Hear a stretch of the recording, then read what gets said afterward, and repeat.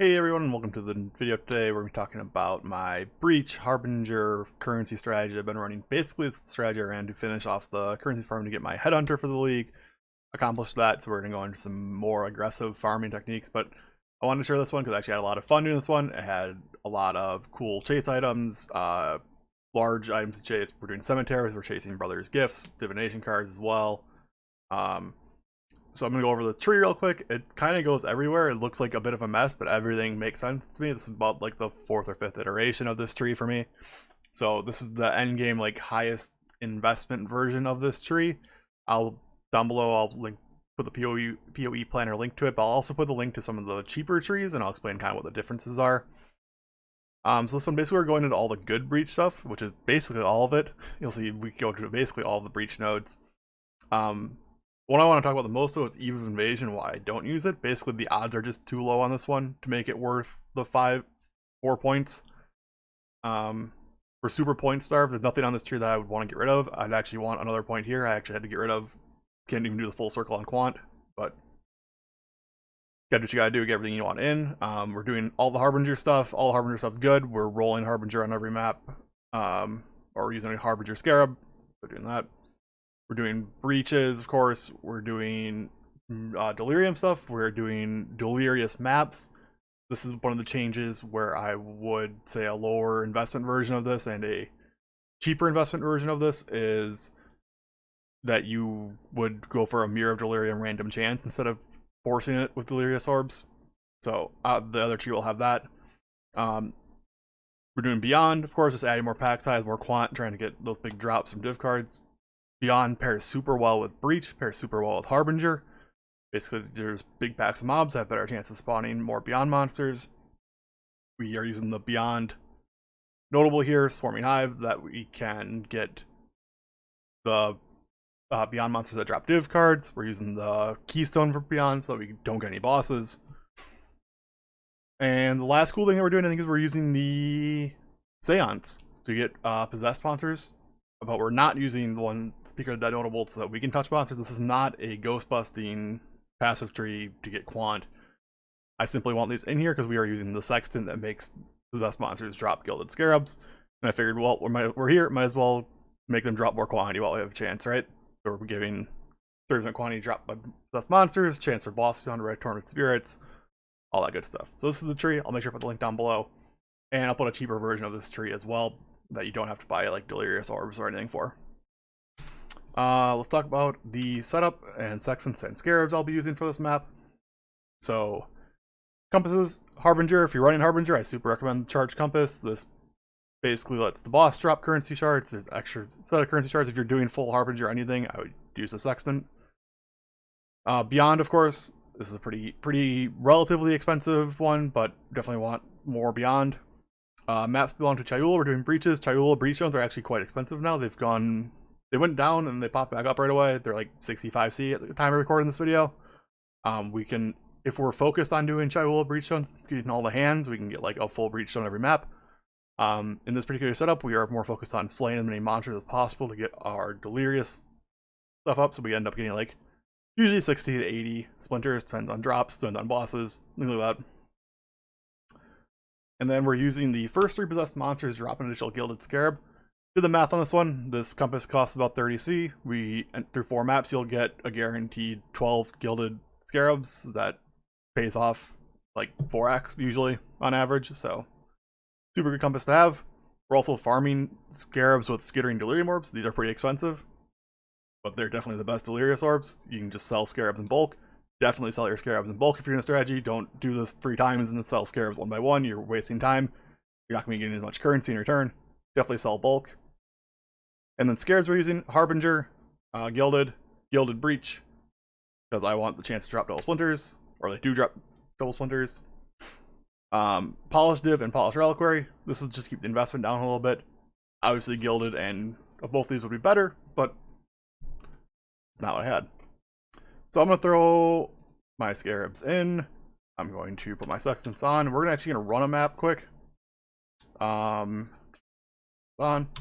Show you how I rolled these maps. These are not going to be 8 mod corrupted anything. These are just simple cemetery maps. So let me grab a cemetery quick here.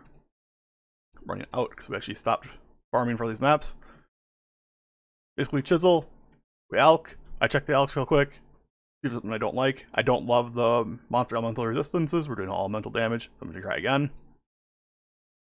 Perfect, that's fine, don't really care. I'm going to do 60% delirious, and this is our map. So throw that in. Last thing I do is I'm running breach 4C. Adds 2 more breaches to the map. Our breaches are super juice. They're always Chayula. This is just really good for 4C. And then I'm not doing this anymore, but I do have Nico missions. I have the Pact with Energy selected. So basically, when we find a soul fight, we get a huge buff to our character. This is super convenient. While my character wasn't very strong, I definitely recommend doing this. Honestly, I would like to use mining byproducts as well, so we could have a chance to get pure azurite to buy resonators, but just not enough points on this tree left for me to do this. So I'm just going for the 2 points to get the buff for passing through here anyways. And there's no other master I want on the map. So I'm going to jump into this map, talk about the strategy real quick, but you'll see that it's like absolute chaos when the map starts, because it's a 60% delirious. Basically, every time I've walked in the cemetery, there's just a boss standing straight in my face, or a Harbinger boss straight in my face, with a breach zone, and yeah, let's just jump into it, right? Alright, cemetery.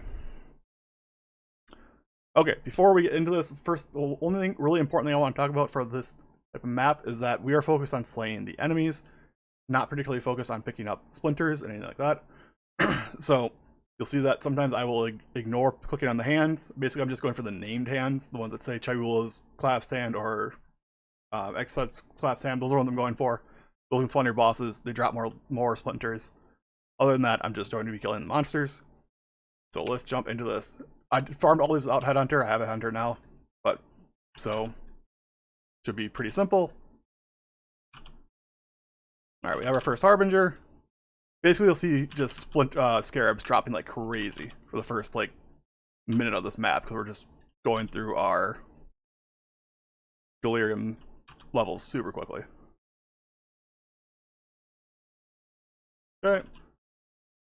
We'll grab the shrine. There's 2 ways to do this map. You can either do it the way I'm doing, or just kind of clear everything, or you can go for the boss first. I don't think it particularly matters, and I think this might actually even be better since our focus is the Scarabs, not trying to get quant rarities. Quant rarity altars. Of course, we want altars, but not really necessary. All right, Gilded Reliquary is very nice. Here we're just searching around looking for the named classed hands. Haven't seen any yet. There's Chayula, we'll grab that. See that drop 10 splinters. We will take Sulfite Scarab. As you can see, just a crazy amount of monsters here. You get the nice little screen tear. Grab the shrine quick. Alright, we're going for quant rarity pretty much, unless it's like Divine Altar. Grab our Sulfite Scarab. The only bad quant rarity one is the one that makes you shoot in random projectiles for me. So I do a quick look, make sure it's not that. We can do the whole map with that. Actually, it's kind of like nicer breaches since we're just firing in circles everywhere.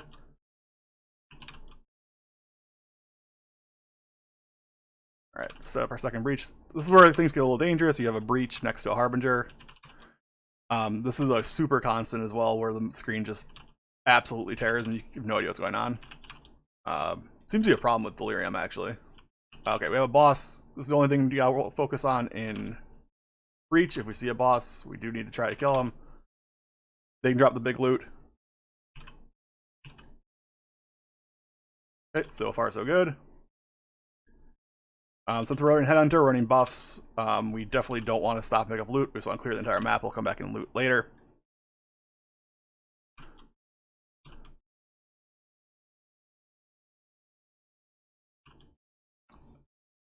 There are Harbinger. Maybe we'll get something cool to drop from Harbinger. Since we have so much quant rarity from our passive tree, we actually do have like quite a good chance of getting fracturing shards. Unfortunately, quite a good is still like not that good. Basically, I did the strategy for probably 100 maps, and I got like not even a full fracturing orb. But they're like I think like 90 C a piece now, so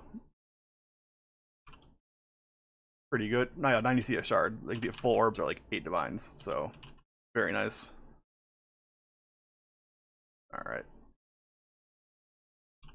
I see 2 more breach stones. We're at 10 on our delirium counter, which is pretty good. We'll get a full level up when we do the boss as well, which is kind of one of the other reasons I like to save the boss towards the end.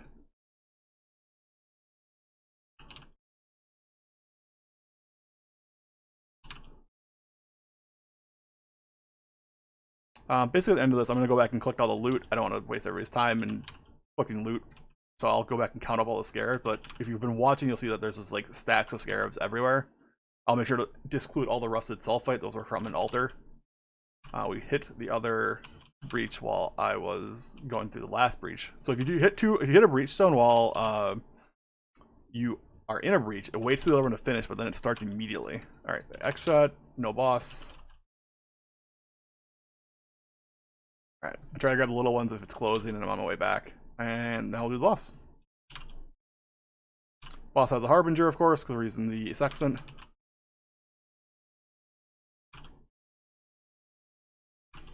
He gives us a full level of our delirium rewards. And we are at almost 13, but I think the map is done. Yeah, there's 16 enemies left.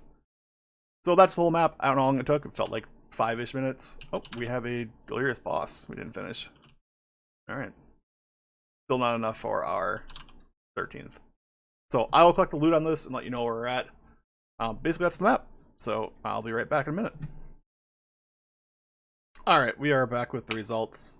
Basically, I took out everything that wasn't Scarabs or breach-related stuff and everything else. So that included some tainted currency that dropped. There was some shards, all the shards from the Harbingers. There's nothing crazy. There's no fracturing shards. There's a few annulment shards. Basically, this is it. I just wanted to look at stuff because this is like the guaranteed drops. We're running skittering delirium words. We're running breaches. We're gonna get drops like this. We got a few non-Chayula splinters because of an extra hand, but basically 50 splinters of Chayula. That's probably 30C. That's half a breach stone, so we'll call it 30C-ish. Random other stuff. These add up quickly. You do 4 maps. You're probably gonna have at least 2 full breach stones. Hopefully 3. Hopefully we'll hit some more Chayula breach stone hands than we did in this particular run. But you can see the big hitter here is the Scarabs. I kind of sorted these out. So we got this row of Gilded Scarabs. Gilded Divination, Gilded Reliquary are super expensive. Pretty much all Gilded sell really well in bulk. I've been selling, I think the lowest I sold anything in bulk Gilded wise was 7C a piece. So this adds up pretty quickly. Polished, again, these sell in bulk pretty well. Rusted does not sell in bulk very well, but I've done some pretty big sales with like stacks of like 100 Rusteds. And this is kind of how I make money. I did leave a Forbidden Tomb in here just because I want to talk about this. I actually have farmed like a bunch of Forbidden Tombs in this. We're doing so much quant, so many monsters that we get a Forbidden Tomb, I'd say, every other map. I've gotten multiple Forbidden Tombs a map. They sell pretty good now. People are literally just farming Sanctum as well as a pretty good currency strategy, so I definitely want to talk about Forbidden Tomb as well. Actually, yeah, so that's that. Anyways, the big hitter here is obviously Scarabs. We're getting guaranteed Gilded from the Sextant. We're getting Gilded from the Delirium Orbs. It's not super common, but as you can see, we got, what is this, 2, 4, 5, 6, 7, 8, 9 Gildeds. Well, on the low end, they're 7C a piece. That's 63C in Gilded Scarabs alone. Tons of other Scarabs. I took out all the Rusted Sulfite Scarabs because those came from an altar, but there was like 20 of them. So this is like a really good average return for this map, and I think that's pretty insane. It was like super easy way to farm the rest of the currency I needed for my Headhunter. So if you're looking to get a currency farm that does a bit more investment, but the content's not super hard, like we're not doing 8 mod maps, we're not doing, I don't consider anything super crazy, this is definitely one that I recommend. Breach was way more fun than I expected, way more profitable than I expected. The breach stones are like still going up in value, so that's been really fun for me. But yeah, that's where we're at. My next kind of content, please click like, subscribe down below. We're gonna be doing more of this like farming setups. My next goal is to farm 5 apothecaries and try to farm my own mage blood. We'll see how it goes. It's gonna be a much more expensive setup, obviously, because we're gonna be doing Enraged Strong boxes in Crimson Temple, 8 mod maps, and going for the real big chase items of the league, which is like apothecary mage blood. So that is my goal. My goal is to farm my own mage blood. And I will have a video on that, hopefully when we have a mage blood, but that'll probably take, I don't know, could be the rest of the league. So I'll do some other videos in between and just talk about my setup. This is where we're at. Again, thanks for watching. Let me know down below what kind of strategy you've been doing. or if you try this one out and have any questions, I'm always open to answering questions. So thanks for watching, and I'll catch you next time.